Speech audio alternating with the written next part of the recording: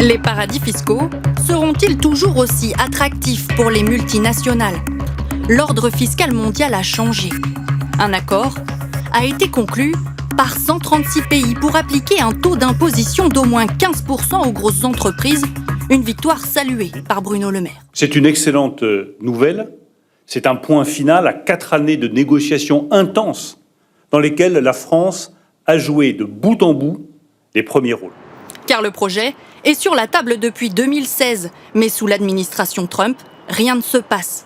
L'arrivée au pouvoir de Joe Biden a tout accéléré. Concrètement, toutes les entreprises dont le chiffre d'affaires atteint 750 millions d'euros seront taxées à hauteur de 15% et à la clé pour les États, 130 milliards d'euros de recettes fiscales supplémentaires par an. Un pas de plus vers l'équité fiscale selon l'OCDE. On aura un système plus juste, un système plus durable, qui assure que les multinationales vont payer au moins 15% d'impôts sur leurs profits faits à l'étranger, alors qu'aujourd'hui, c'est rien. La France récupérerait environ 5 milliards 900 millions d'euros par an. Autre mesure, la taxe des super-profits des 100 plus grandes entreprises mondiales comme Apple. Jusqu'à présent, quand le géant à la pomme vendait en France, il n'y payait presque pas d'impôts. Toutes les recettes repartaient vers l'Irlande, où se trouve son siège social européen et où le taux de fiscalité est très bas.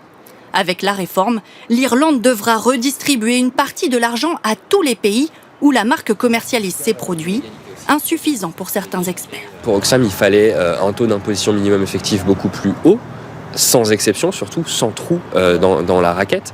Il aurait fallu un partage des droits d'imposition beaucoup plus juste avec les pays en développement. Le texte doit encore être adopté par tous les États et ne devrait pas entrer en vigueur avant 2023.